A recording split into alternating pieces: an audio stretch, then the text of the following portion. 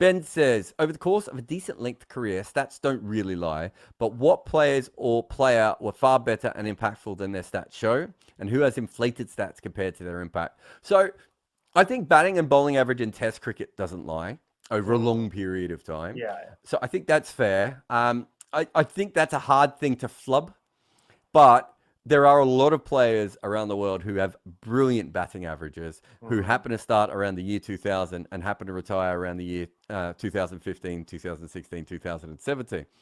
That's not to denigrate Michael Clark or Kumar Sangakkara, or I think Yunus Khan might fit in that. Alistair Cook is probably another one who fits in that. I'm not slagging off any of those players because I think a lot of those are absolute great players for their country, and some of those are all-time greats as well. But if you're batting in an era where some years I think the top 40 average was like 40 per year, which it's never got close to in any other era, you're of course going to have inflated flat stats. And the same with bowling. If you're a 1950s bowlers, a lot of those bowlers have incredible bowling averages because like people were striking about 1 run and over, and eventually they went out.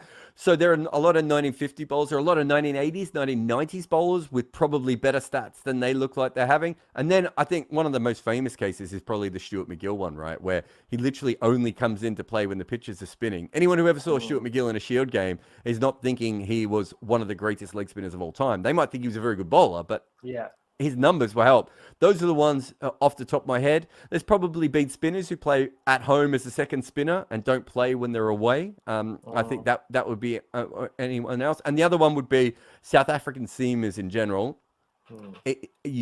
South African seamers and Australian and Indian batters over the whole course of their cricket usually have better numbers because batting in India and Australia is better than batting in other places, and bowling seam in South Africa is better than anywhere else. So there's always a natural inflation there, I think. There is. And then you have exceptional cricketers or exceptional talents who have a good run and then just fade away. And the one name that jumps out at me is Vinod Kambli. I mean, he still averages 54 as a Test cricketer. So if you just look at stats alone, he counts as one of the best to have ever played for India. But that also has a lot to do with the fact that he makes double hundreds in literally consecutive Test matches against Zimbabwe and then against England at home. And his Test career is over literally 2 years after. Voges you could throw in there. I mean, yes. In players like that, you're talking about players who were shafted because there was multiple options or other reasons. In both of their cases, that like with Voges, it's a bit like Dawid Malan in T20 cricket, where with Voges, it was like Australia was looking for a reason to drop him, and they were literally waiting for the first 5 minutes where he failed a couple of times, right? Yeah. And you do see that sort of stuff.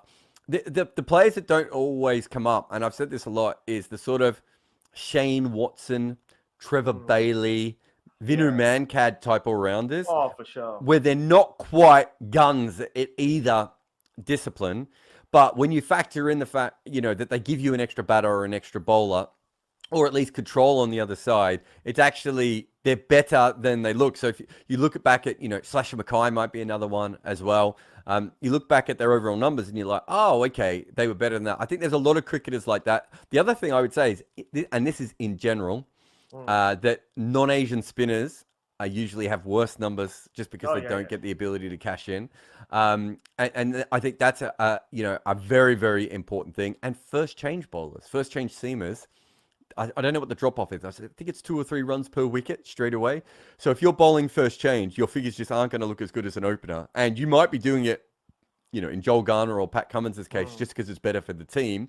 Although if those two averaged any less, they'd be in the negative, I suppose. But, the point is that in general, right through the history of cricket, first change bowlers don't have as good figures as opening bowlers.